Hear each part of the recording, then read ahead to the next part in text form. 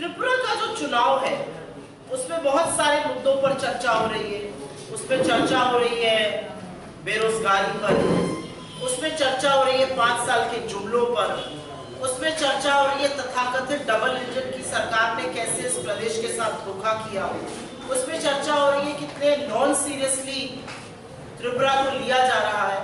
हर तरह की चर्चा है, लेकिन जिस चर्चा के लिए त्रिपुरा आज राष्ट्रीय राजनीति का विषय बना हुआ है वो अपने आप में बेहद शर्मिंदा करती है और अपने आप में गंभीर विषय है।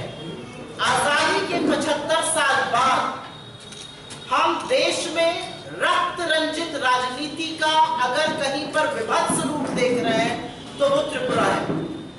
त्रिपुरा से तमाम ऐसी खबरें आती हैं जहां पर कभी किसी के ऊपर हमला हो जाता है, कोई बाइक्स पर गुंडे आते हैं, कार्यकर्ताओं को डराया धमकाया जाता है, अनर्गल पुलिस FIR की जाती है, महिलाओं को डराया धमकाया जाता है, 12 मीटर तक जाता है।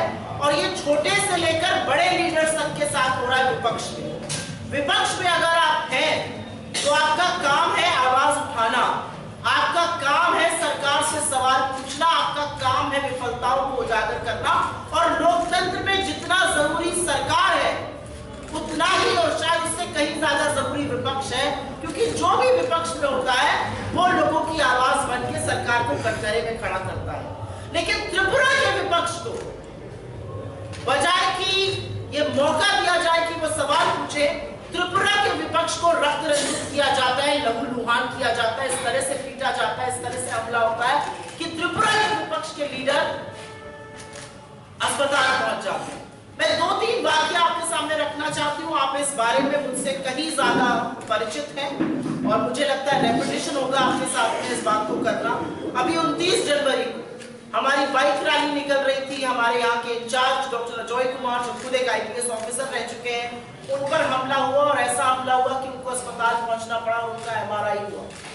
आपने सुना है किसी और प्रदेश में देश के जहां पर ये रक्त रंजन हो, जहां पर एक दूसरे की जान के दुश्मन बनने की कोशिश हो, जहां पर विपक्ष के नेताओं पर ऐसा हमला हो कि उनकी मौत हो सकती हो?